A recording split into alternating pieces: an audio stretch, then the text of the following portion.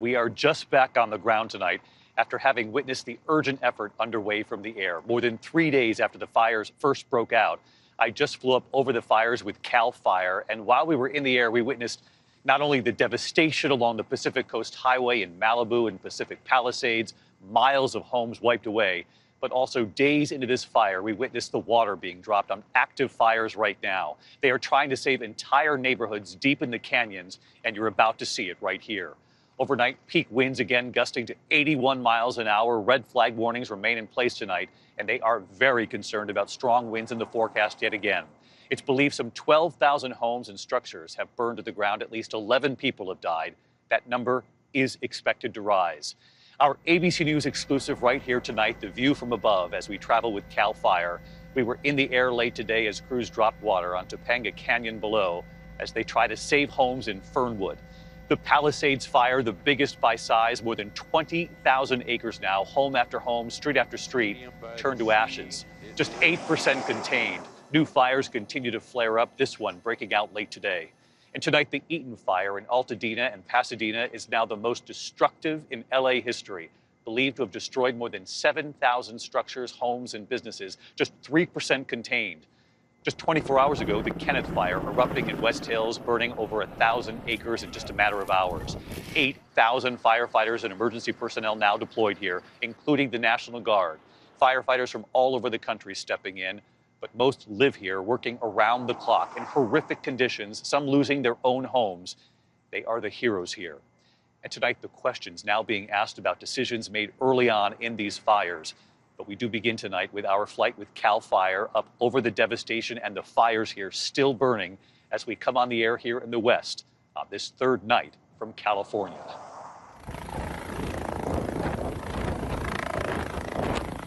Tonight, the ABC News exclusive. We take flight with Cal Fire up over the Pacific Coast Highway, headed toward the Pacific Palisades. And the first images we see here, the coastline. The homes of Malibu that once lined the ocean are gone. It's just stunning to look at this stretch along the Pacific Coast Highway here in Malibu. You can see it right over the shoulder here. Home after home just completely gone. They are taking us to where they say there is a firefight right now from the air. They are now dropping water. But before we even get there, over this ridge, the Pacific Palisades, entire communities wiped away, homes burned to the ground. This is just a devastating view as we fly over Pacific Palisades. You can see down below just how quickly these fires spread. Cal Fire Deputy Incident Commander Justin McComb. When you look at the scope of the devastation here, what kind of winds were you dealing with in those first 24 hours? The winds that we saw were 70, 80 miles an hour along the Pacific Coast Highway, and that was what the environment the firefighters were dealing with. There was embers just flying across laterally. Very difficult to even do anything as far as perimeter control. They were putting the edges of the fire out. It was mainly going house to house and protecting as many homes as you could. And the priority was for the life safety to try to get people out of the fire. He tells me 3 days into this historic disaster, they are still fighting the fires here. We see bulldozers on this ridge trapping the fire. You can see the flames burning over our shoulder here. This is now 3 days into this. Almost impossible to get to that. And then we see it. Choppers in the air, crossing the canyon, dropping water, trying to protect the homes with flames moving in. You can see the urgent effort here right now. This is Topanga Canyon. They're trying to save the homes in Fernwood. That helicopter just dropped water from the air. 3 days into this disaster, they are still fighting fires here, and they have a tool now at their disposal, which is water in the air. There are so many fires still burning here, more than 72 hours now after the first fires began. Tonight, the Palisades fire, the Eaton fire, the Hearst fire, the Lydia fire, the Kenneth fire, and the newest fire to break out, the Archer fire, all still burning. Back on the ground tonight, the families returning home to see what, if anything, is left. The father who told me his wife, his 2 boys are safe, but they lost everything. And while we were in that neighborhood, we learned of another family nearby. They had not been back. One of the children, 21-year-old Jacob Brown, going back today, and he showed me what he found. David, I'm sure you saw, the entire town is gone. Our lives, our homes, our friends, everyone has lost everything. I don't understand how you can attempt to rebuild an entire community without schools and roads and homes. It's devastation beyond the comprehensible. Jakub's childhood home, now nothing but ashes. He rings the doorbell of a friend's home, haunting because it still rings, though behind it there is nothing left. The alarms still ringing here in what was once a church and a school.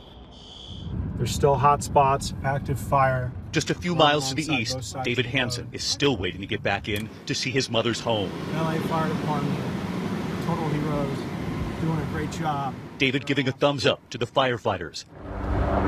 His mother, a senior, capturing video from outside her home just 30 minutes after the fire broke out nearby. Her neighbors were trying to use water from their pool to protect their home.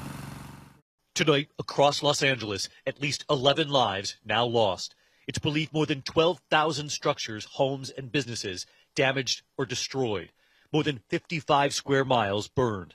More than 150,000 under evacuation orders. Since the first fires broke out Tuesday morning around the densely populated 25-mile expanse north of downtown LA, tonight still no cause has been identified for any of the largest of these fires. Just north of the Palisades fire tonight, the Kenneth Fire, erupting late yesterday afternoon near the Ventura County line. Firefighters battling the blaze from the ground, helicopters dropping water from above. A line of firefighters heading up the hill together, tackling yet another fire head on. The all-out assault continuing through the night. Headlamps helping crews navigate the terrain. Tonight, the before and after images from these fires, and they're staggering. This is a condo building on Sunset Boulevard in Pacific Palisades, and this is what's left of it. A Chevron gas station in Altadena before and now. And this cafe in Altadena, the sign once hanging out front, crashing to the ground. And tonight here, an eerie new look at the wildfires. A home security camera capturing the moments flames close in on Walter and Yalda Cease's Altadena home, embers flying through the air. The couple had evacuated, and now they're back. It's overwhelming. I don't know how we're going to get through it, but we will. I know we will. It's just going to be a long process. They and their 2 dogs are safe, but they have nothing. And like so many here, they tell us they will rebuild. While back in the air tonight, firefighters dropping water from above while they can, knowing dangerous winds are ahead. When you think about these firefighters who really haven't had a break since this started, and to look at this forecast and see that these winds are coming yet again, what do you think? It's tough, but you know, we've bolstered our assets. We've actually had not only some of the regional resources from Southern California, but we've got resources from Northern California. We've got resources from Nevada, Colorado on the way. So we've got resources coming in to back us up on this. With these winds returning. Correct. So many of these firefighters have not had a break since this all started. And tonight, the desperate battle from the very start against the flames here. An army of firefighters right there in the front lines in harrowing conditions. Reports of hydrants without water or with little pressure. One reservoir offline for repairs. ABC's Matt Gutman tonight with firefighters at one fire station in Pacific Palisades that actually survived.